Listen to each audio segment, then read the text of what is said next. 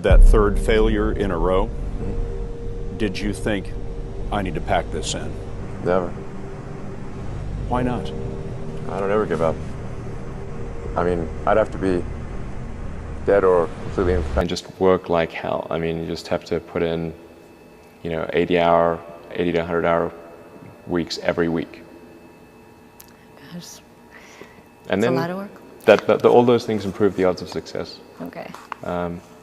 I mean, if other people are putting in 40-hour work weeks and you're putting in 100-hour work weeks, then even if you're doing the same thing, you know that in 1 year you will achieve what they achieve. You will achieve in 4 months what it takes them a year to achieve.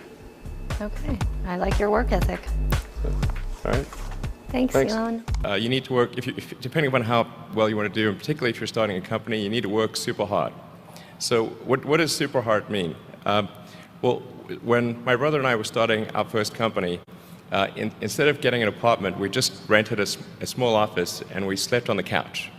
And we showered at the YMCA, and we're so hard up we had just one computer. So the website was up during the day, and I was coding at night, 7 days a week, all the time. And I sort of briefly had a girlfriend in that period, and in order to be with me, she had to sleep in the office. So work hard, like every waking hour. That's the thing I would say particularly if you're starting a company. And I mean, if you do simple math, say like, okay, if somebody else is working 50 hours and you're working 100, you'll get twice as much done in the course of a year as the other company. Have a high pain threshold. That's it. There's a friend of mine who's got a good saying, which is that starting a company is like eating glass and staring into the abyss. Okay, that's generally what happens, because when you first start a company, there's lots of optimism and things are great, and then so happiness at first is high. Then you encounter all sorts of issues, and happiness will steadily decline, and then you'll go through a whole world of hurt. And then eventually, if you succeed, and in most cases you will not succeed, and Tesla almost didn't succeed, came very close to failure. Then if you succeed, then after a long time you will finally get back to happiness. People want to be more like you. Really? And for the fate of humankind, I think it would be great to have more Elon Musks. So what do we need to do to become more like Elon? I don't know if it's, I think it maybe sounds better than it is.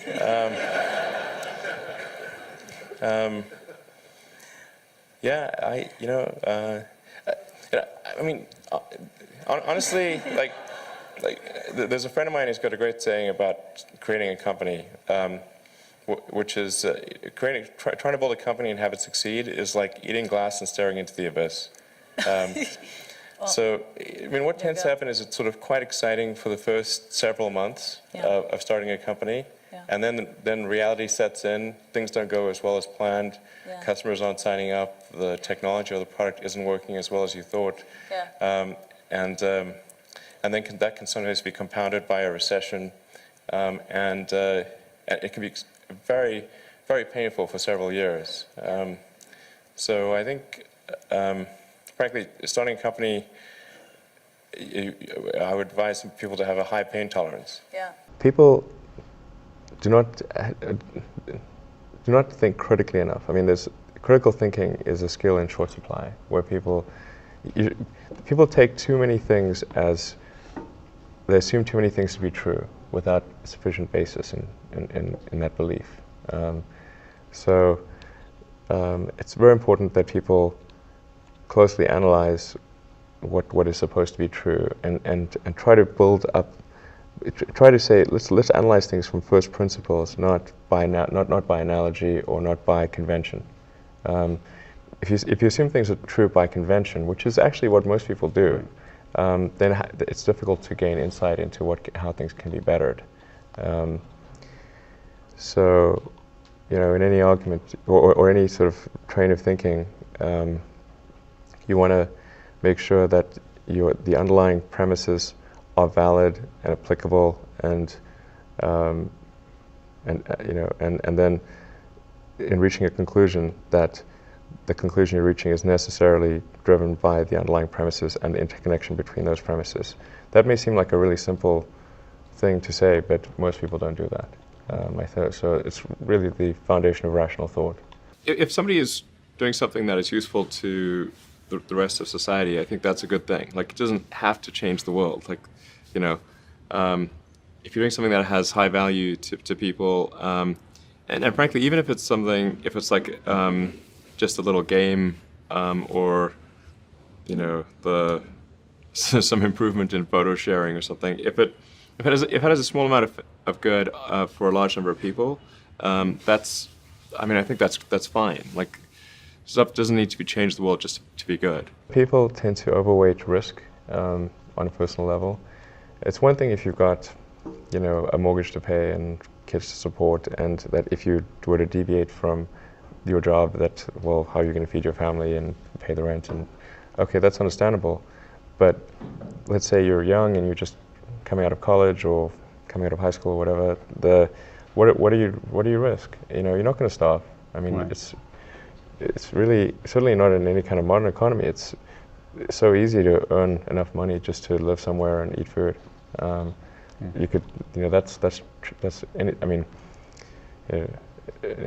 very easy to do. So I don't know what are they afraid of? They're mostly afraid of failure, I think, or but people should be less risk averse when there's not much at risk. You've got to make sure that whatever you're doing is a great product or service. It has to be really great. And I go back to what I was saying earlier, where if you're a new company, I mean, unless it's like some new industry or new market that, if it's an untapped market, then you have more ability to, the standard is lower for your product or service. But if you're entering anything where there's an existing marketplace against large entrenched competitors, then your product or service needs to be much better than theirs. It can't be a little bit better, because then you put yourself in the shoes of the consumer and they say, why would you buy it as a consumer? You're always going to buy the trusted brand unless there's a big difference. So a lot of times, entrepreneur will come up with something which is only slightly better.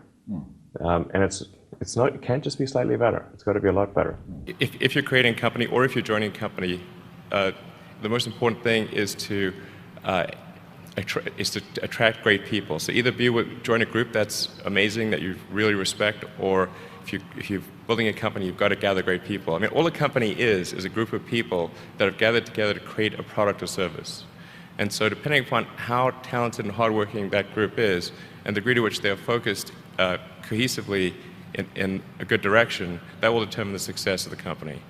So do everything you can to gather great people if you're creating a company. Constantly seek criticism. A well thought out critique of whatever you're doing is as valuable as gold. And you should seek that from everyone you can, but particularly your friends.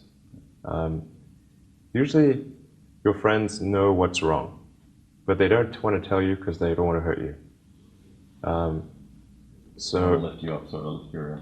Yeah. So they'll say, "Oh, I want to encourage my friend, so I'm not going to tell him what I think is wrong with this product." Yeah. It doesn't mean your friends are right, but very often they are right, and you at least want to listen very carefully to what they say, and to everyone. If you're looking for, basically, you should take the approach that you're wrong. That you, the entrepreneur, are wrong. Your goal is to be less wrong. Don't just follow the trend.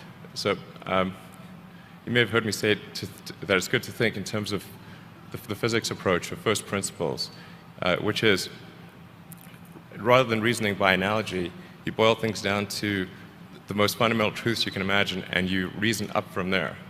And this is a good way to figure out if if something really makes sense or if it's just what everybody else is doing. It's hard to think that way. You can't think that way about everything. It takes a lot of effort. But if you're trying to do something new, it's the best way to think. And that framework was developed by physicists to figure out counterintuitive things like quantum mechanics. So it's really a powerful method. People who've been in the rocketry business for decades, Yeah. who say about you that you don't know what you don't know. Well, I suppose that's true of anyone. How can anyone know what they don't know? But When critics say you can't do this, your answer to them is, we've done it. you know, there are American heroes who don't like this idea. Neil Armstrong, Gene Cernan have both testified against commercial spaceflight in the way that you're developing it, and I wonder what you think of that. I was very sad to see that because those guys are, yeah. You know, those guys are heroes of mine, so it's really tough. You know, I wish they would come and visit and see the hardware that we're doing here. And I think that would change their mind. They inspired you to do this, didn't they? Yes. And to see them casting stones in your direction. It's difficult. Did you expect them to cheer you on? So they're hoping they would. What are you trying to prove to them? What I'm trying to do is to make a significant difference in spaceflight and help make spaceflight accessible to almost anyone. And I would hope for as much support in that direction as we